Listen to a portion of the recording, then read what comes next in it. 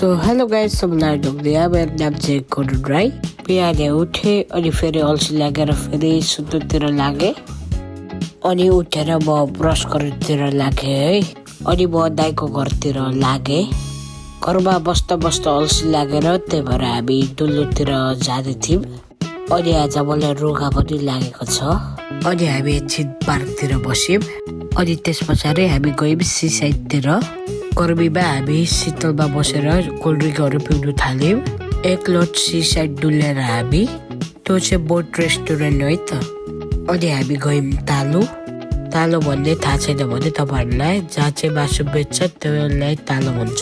अनि हामी गयौँ फेरि अर्को दाइको घरतिर। हाम्रो सेफ दाइ नौलो दाइले चाहिँ खाना बनाउनु हुँदै थियो, हेर्नु सक्नुहुन्छ। कटिङ हेर्नु सक्नुहुन्छ, चप चप चप कति छिटो काट्नु भएको। अनि म रुमतिर लागे।